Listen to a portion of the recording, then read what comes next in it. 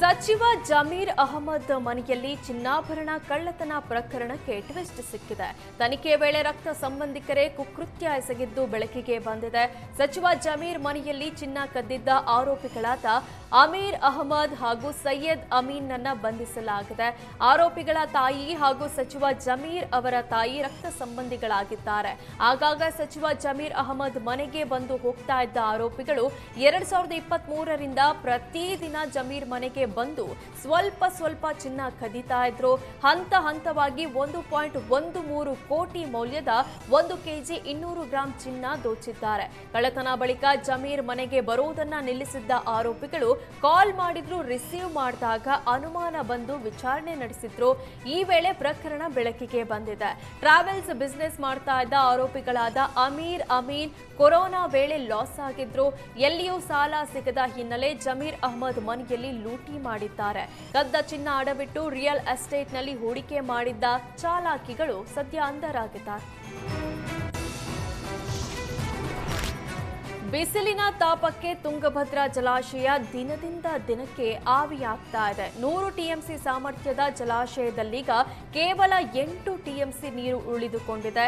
ತುಂಗಭದ್ರಾ ಜಲಾಶಯದ ಗೇಟ್ ದುರಸ್ತಿ ಹಿನ್ನೆಲೆ ಈ ಬಾರಿ ಜಲಾಶಯ ತುಂಬಿರಲಿಲ್ಲ. ಕಳೆದ ಮುಂಗಾರಲ್ಲಿ ಕೇವಲ 75 ಟಿಎಂಸಿ ನೀರು ಮಾತ್ರ ಸಂಗ್ರಹ ಮಾಡಲಾಗಿತ್ತು. ಕಳೆದ ಮುಂಗಾರು ಬೆಳೆ ಮತ್ತು ಬಳ್ಳಾರಿ, ವಿಜಯನಗರ, ರಾಯಚೂರು ಸೇರಿದಂತೆ ಆಂಧ್ರದ ಕೆಲ ಜಿಲ್ಲೆಗಳಿಗೆ ಕುಡಿಯುವ ನೀರಿನ ವ್ಯವಸ್ಥೆ ಮಾಡಲಾಗಿತ್ತು. ಇದೀಗ ಪೂರ್ವ ಮುಂಗಾರಿನಲ್ಲಿ ನಿರೀಕ್ಷಿತ ಮಳೆಯಾಗದ ಹಿನ್ನೆಲೆ ಜಲಾಶಯ ಖಾಲಿಯಾಗ್ತಾ ಇದೆ.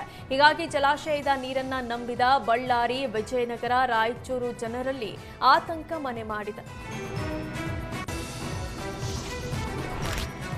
ಮೈಸೂರು ಜಿಲ್ಲೆಯಲ್ಲಿ ಗಾಳಿ ಸಹಿತ ಮಳೆಗೆ ಬೃಹತ್ ಗಾತ್ರದ ಮಳೆ ಧರೆಗುರುಳಿದೆ. ಬಿಳಿಕೆರೆ ಹಾಗೂ ಮನುಗನಹಳ್ಳಿ ಭಾಗದಲ್ಲಿ ಈ ಘಟನೆ ನಡೆದಿದೆ.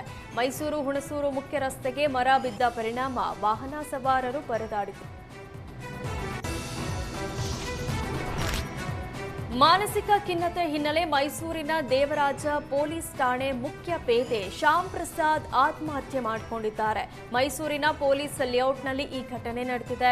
ಪೊಲೀಸ್ ಲೇಔಟ್ನಲ್ಲಿ ಸ್ವಂತ ಮನೆ ಹೊಂದಿರುವ ಶ್ಯಾಮ್ ಪ್ರಸಾದ್ ಮನೆಯಲ್ಲಿ ಯಾರೂ ಇಲ್ಲದ ವೇಳೆ ನೇಣಿಗೆ ಶರಣಾಗಿದ್ದಾರೆ.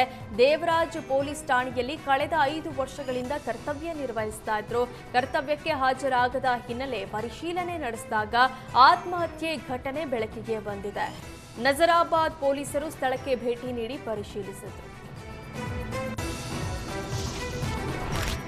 ವಿದ್ಯುತ್ ಶಾಕ್ನಿಂದ ಕೂಲಿ ಕಾರ್ಮಿಕ ಮೃತಪಟ್ಟಿದ್ದಾನೆ. ಚಿಕ್ಕಮಗಳೂರು ತಾಲೂಕಿನ ಕೆರೆಮನೆ ಎಸ್ಟೇಟ್ನಲ್ಲಿ ಈ ಘಟನೆ ನಡೆದಿದೆ. ತಮಿಳುನಾಡು ಮೂಲದ ಆರ್ಮುಗಂ ಮೃತ ದುರ್ದೈವಿ.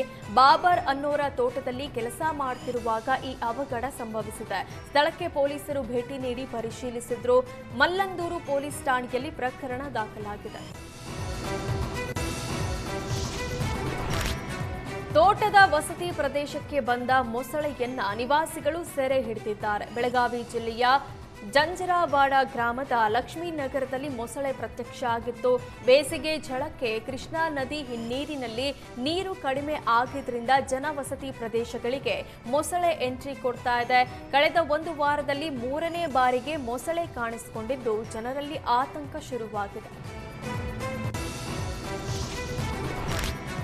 ಪಲ್ಲಕ್ಕಿ ಸಾರಿಗೆ ಬಸ್ನಲ್ಲಿ ಏಕಾಏಕಿ ಬೆಂಕಿ ಕಾಣಿಸಿಕೊಂಡಿದ್ದು ಧಗಧಗನೆ ಹೊತ್ತಿ ಉರಿದಿದೆ.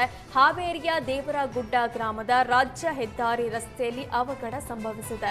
ಅದೃಷ್ಟವಶಾತ್ ಚಾಲಕನ ಸಮಯ ಪ್ರಜ್ಞೆಯಿಂದ 17 ಮಂದಿ ಪ್ರಯಾಣಿಕರು ಜೀವ ಉಳಿಸಿಕೊಂಡಿದ್ದಾರೆ. ಅಗ್ನಿ ಹೊತ್ತಿಕೊಳ್ತಿದ್ದಂತೆ ಬಸ್ ಚಾಲಕ ಫಕೀರಪ್ಪ ಪ್ರಯಾಣಿಕರನ್ನ ಕೆಳಗಿಳಿಸಿ ಜೀವ ಉಳಿಸಿದ್ದಾರೆ.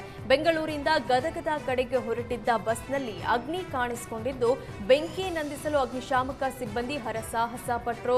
ಸ್ಥಳಕ್ಕೆ ರಾಣೆಬೆನ್ನೂರು ಗ್ರಾಮೀಣ ಪೊಲೀಸರು ಭೇಟಿ ನೀಡಿ ಪರಿಶೀಲಿಸಿದರು.